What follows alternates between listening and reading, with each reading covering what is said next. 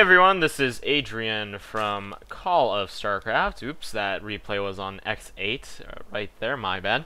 And today we'll be looking at a really nice well, I wouldn't say really nice, but we'll be analyzing a replay from Sean as the Red Zerg and Draconis as the Blue Protoss. This will kind of be the first in my series of Adrian's counters. I don't know if I should call it that, but I'm just going to be basically talking about certain strats people use on each other. And how you can, beat it, I guess, or see it. So, we're playing on Blistering Sands here. Sean's on the bottom left, and Draconis is on the top right here. Protoss, see, nice rally point too. Does he have a rally point at all? Alright, so he's getting his gateway pretty early. Well, he's at about 11 supply. That's pretty early for a gateway. Well, not really. I usually get mine on 12 or 13. But this spawning pool, I think, went down on 10. Yeah, this is a 10 pool. And you can see here Sean is just spreading out his, one of his overlords, and then his drone is going to scout pretty early. That's really good. I would really say scout early, especially on Blistering Sands. Especially against a Protoss, you can really tell what a Protoss is going to do by what he's making. And you can, I know this right now.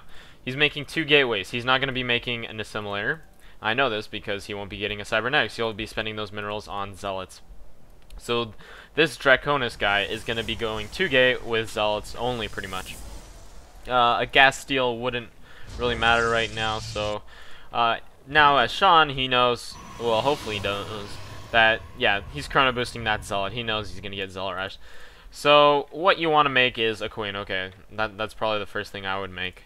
And he's making lings. See, that's kind of a panic there because, this guy's getting zealots, but lings versus zealots are not the best answer. Spine crawlers would do fine, but zealots in there, or zerglings in there, I guess it's fine. Just let them by there. I would fast tech to roaches probably, but I would also get that spine crawler probably in the mineral line or somewhere, and that queen also helps too with kiting. So, he has about 3 zealots now, Draconis, and he's getting a simulator now, but he doesn't have the cybernetics. Doesn't mean he can tech up anything higher than zealots. So I would really, in this situation as Zerg, I would fast tech, well, I wouldn't consider it fast teching, but tech to roaches right now. He has the minerals. I think he's dropping down 2 spine crawlers, which is, it's fine, it's fine. I would just be pumping out drones right now, no more zerglings, and I would just be making that spine crawler, and then putting some guys on gas and getting that roach warren. Roaches would be pretty nice, and you can just kite them around these spine crawlers, which can pretty much kill the zealots. The big thing against zealots is their mobility. They're not really that fast, and if you've got lings, they can just run by them. Roaches can run, I think they run at the same speed with roaches, and I think the queen can run away too. See, and then when they're static and fighting these, or when the zealots stop and fight these spawn crawlers, you can come in with roaches or the queen and attack them. So they're going to be taking damage either way. So we've got about 7 zealots there. Looking at Draconis, queuing up those probes here. Mind you, this is a silver level replay. I believe one of my subscribers sent it to me, and I'm thanking him for this. I'm just borrowing it, and he's making more lings, which against this amount of zealots could be fine since he doesn't have that roach warren. He could probably afford it, but I never think zerglings are a very good answer against zealots. If those zealots moved in, I would probably move in those zerglings and moved in and pretty much killed his mineral line and moved the game for a second, so it might have froze or something. But there we go. I wouldn't have moved those zerglings in too early because I wanted this spine. I would want this spine crawler to come in too. I'll get the queen to help attacking because this spine crawler fell pretty fast. And oh, here come the lings from the top going into his mineral line, but this pains me a lot too. I send in zealots in the mineral line and I press S so they can start attacking, but they walk through while they're getting hit by spawn crawlers and queens into the zerglings, which are not the target I want. So Sean was pretty lucky there, and he got a really nice kind of lead there because this guy just got a cybernetics core. He's getting his simulator out. He's just producing 2 stalkers now. Roaches would be a good idea as long as you have enough zerglings, you should be fine. But I would be expanding creep, or No, no, it wouldn't matter right now. I would expand right now. I would build another hatchery. Yep, there you go. Because he kind of got the edge there. He's lost all his lings. All he has is, or not lings, zealots. I'm getting really confused with zealots and lings right now. But these two stalkers and then these two zealots. This was a really bad way of bad attack here. Because what happened, the probe and the zealots, his zerglings split up, attacked the zealots, and the other half attacked the stalker. And see, zealots took near no damage, and this one just lost his shield, which we'll get back. And that was a really bad decision because that overlord just got killed. So going into a hive now, which is fine. I would always advise roaches. I like going, well, actually let me talk about the Protoss player, but he's expanding right now, which is very ballsy of him because he doesn't have that many probes mining at all. I would say get more probes, but what I see a lot of, or what we're seeing here is this Protoss kind of build of zealots, and then you'll see later he transitions to another thing. Hopefully, you might know what it is, but what I'm trying to talk about is that, okay, this is really hard for me to explain, but a lot of Zerg players that I play against, they go speedlings against my Zealot Stalker army, and they get tons of Zerglings and speedlings, or speedlings anyway, and they just get massive amounts of them, and they just decimate, or they just run by me actually, because the Stalker mobility isn't that great, and if you lose, and if your Stalkers go ahead of your Zealots, they'll just attack the Stalkers, and your Stalkers are fucked. So you gotta travel in packs with your Zealots, and that means your Stalkers are slower, so you don't have that much mobility on your map in the beginning of the game. So those speedlings, they just go in, decimate your probe line, and then run out.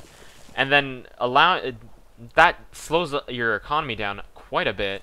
So then the Zerg player attacks to Mutalisk. And by then you have massive amounts of zealots because you're shitting your pants thinking, holy fuck, when are these Zerglings gonna come and kill my shit? So sentries would be good in that case, though, I'm thinking right now. But see, this player now is going from those this 2-gate zealot build. He doesn't even have warp gates. He's not even researching it. He doesn't have it. Any new beginner players out there that are watching these tutorials, please get warp gates. They're very good. They are your friend. And this Stargate coming up. See, his kind of early zealot pressure failed, and then he moved to Stargate. The point of your early zealot pressure is, I don't think you should even do that early zealot pressure. I like getting, you know, a sentry, a couple stalkers, and a zealot. But now, this guy's probably going to tech switch to Mutalisk or something. And Phoenixes would be actually a good idea, Zealot Phoenix. That would be perfect against Zerg. Only if they didn't get roaches, so, you know. Nothing's perfect, but that would be a pretty good choice, because then you can kill those Mutalisks pretty easily. But instead, he goes for Void Rays, which I do not like this idea against the Swarm. Void Rays are really good against, like, one unit at a time, like, you know, they're good at buildings, but like once they get charged up, you know, you gotta wait till they do that. But look at all these lings and roaches spread out. They can just totally kite one void ray. I don't think you'll get enough void rays in time to do some real damage. Looking at this player, seems to be researching Glau reconstruction, a robotics bay coming up for Draconis. Yes, Draconis, and yeah, some really bad moves by the Protoss player. Would he go 4-gate? Should he go 4-gate or something instead of Stargate? No. I don't know. I think it would have been fine, but you've got a lot of roaches and Zerglings. Yeah, Zealot Stalker would have been fine. But here we go. We got some links coming back to these destructible rocks here, which are always a pain in the ass on this map. And he doesn't really have any view of it because he put his pylon over there. So, looking back here, he made a robotics facility, but there's nothing being made at the robotics facility, which is not good at all. I would, whenever I play Zerg, I always see that a lot of Zerg players don't have a lot of drones. Can I go to the harvester count? It's income, right? Alright, 31 harvesters for Protoss, 35 for the Zerg player. But the Zerg player, look at all these larvae. He has 600 minerals, and he has like about 12 something larvae, right? And he just used them all on like roaches. If he got all those drones, he could have just been making so much more cash, just destroying the Protoss player in terms of economy. so he can macro up. That's the best thing about a Zerg player, is the ability to macro up huge amounts of armies, and holding these many, larvae is just insane. And Zerg is just an awesome race for macro. And if the only way to macro well is to have a good economy. So, I would push out a Zerg right now. It would be a good idea, just to get a feel of the Protoss army. Or maybe get an expansion of my own. And these Overlord placements are pretty good. Lings patrolling around. That's really nice. I like that. And these Lings still biting away at those rocks. So, as I was talking, yeah, macro. Really fun thing to do. And let's go back to the production tab. So what we see is a Twilight Council going up, an Immortal, and 2 Zealots. Not much for the Protoss players, and upgrades going for the Zerg player. Upgrades are very good. A lot of beginner kind of players, once they get into gold, they play these huge macro battles, and they always lose. Well, upgrades play a huge part in huge battles too. That +3 range on the Colossus, I think that's how much the range is. I don't see a robotics facility, so I can't double check. But that is kind of a big deal, especially for Colossi, because they don't have to be close to the battle. They can't be sniped as easily. That's what he's getting. These rocks just went down. And a Dark Shrine going up for the Protoss player. He's getting all this tech, but he's not really using it. He's just made a ton of Stalkers. But the other players made a ton of Roaches and Mutalisks and Lings. And he has the ability to make a ton more, but more drones, more probes. And here we go. We got a nice confrontation about to happen, hopefully, with these Lings and Roaches. This is not good for the Stalkers. They are going to die. Against this army mix, Stalkers are not the greatest idea, unless you had some more Zealots there to block these. And then Sentries. Okay, I'm going to pause it for a quick second here. I've played, actually with Valiant, I've played a couple skirmishes.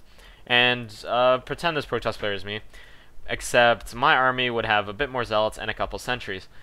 And this was the exact situation that happened. I was going to go in, attack his natural, and then his army comes back from behind because they were kind of like up here. And what I did was basically force field, force field, force field. His whole army was denied. I go in, I snipe. Well, I sniped a couple of his drones. I redid the force fields, buying me even much more time. And my Colossi were sniping his Hydras, except this guy doesn't have Colossi. But that would have been huge, because these Lings wouldn't have come in. These Roaches wouldn't have come in and started shooting, at Stalkers. And this guy would have been in a much better place. Just with 1 or 2 Sentries with enough energy for force fields. And, yeah, so here we go. This is an attack going on. Not much happening, except these Stalkers just getting decimated. So I'm not going to make this too long, but I think I covered what I really wanted to do, is talk about a couple strats. That Zealot early pressure rush, Roaches would be perfect, and then he has to transition to, either Void Rays, which you didn't even see go in there, which was a waste of time, and then Dark Templar, which weren't even made. So, moral of today is, well, hopefully you take this and you find out how to counter that early Zealot pressure. I know it happens a lot in 3v3s, I know it happens to me, and even in 1v1s it happens, especially PvP. Every time I play against a Protoss player that has a lot of Zealots, I go quick Immortal. I always have 1 or 2 Stalkers, and I always beat them. If you guys want to see that replay, I'll post it up, It's actually a pretty decent gameplay. Actually, I'll post it on my channel. So, hopefully you guys learned a little bit, just a little. I didn't want to go too much into this video because it's basically a slaughter. So, build more probes. Learn to counter that early Zealot pressure. And don't waste your tech on Void Rays that will never be used. Alright, thanks for watching, guys. See ya.